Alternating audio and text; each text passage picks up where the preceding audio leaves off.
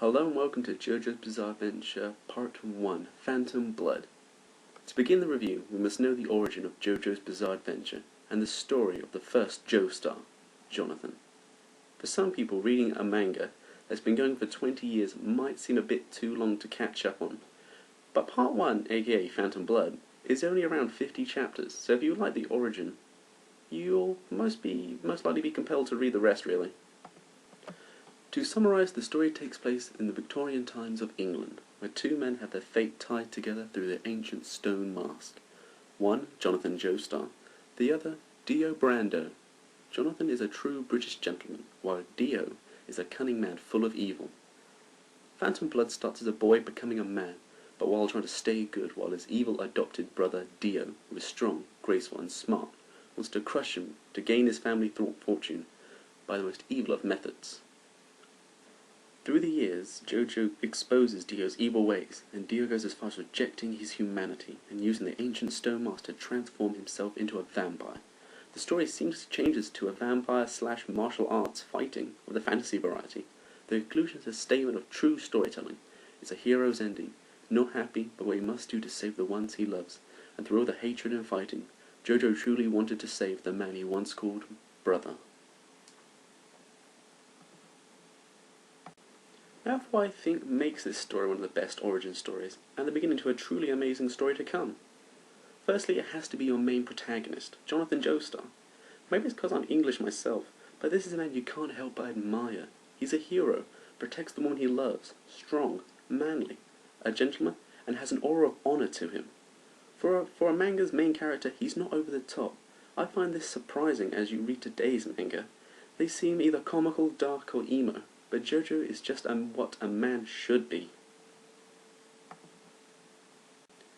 Dio, the antagonist, is cunning, hides in the shadows, and uses his smarts to win over the hero. And when we see him fight, we know he's also powerful. He's what today's villains should be.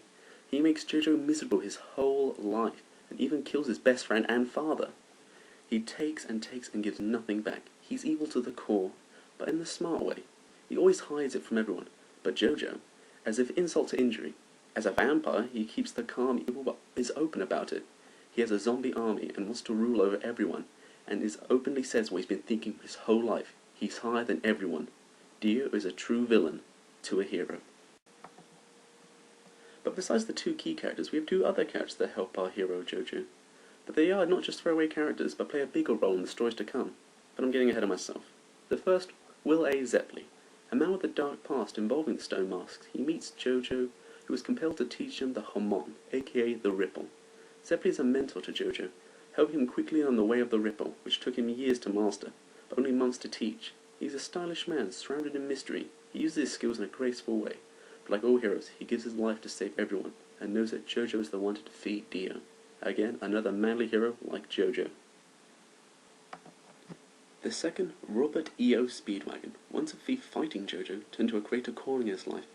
Being a man who has honour, befriends JoJo, due to how much of a gentleman he is, and pledges his loyalty to him. Speedwagon, not having the Ripple, still does not let him stop him from fighting the undead, and fighting alongside JoJo. He is a true friend. He doesn't sit on the sidelines because he can't fight, on level with JoJo and Zeppeli. He goes in head first, and does what he can to help. Speedwagon is not only a friend for life, but is a man to honour his friendship forever and truly becomes a British gentleman himself. Now to touch on the fighting style that has been invented in the story, the Ripple. Some people do call it Homon, and it's known as Homon in Part 3, but in Part 1 and 2 it's known as the Ripple, and that name is way cooler in my opinion. The Ripple is a way to emit power of the sun through the human body, using a special breathing method. When mastered, can let you run a marathon without breaking a sweat.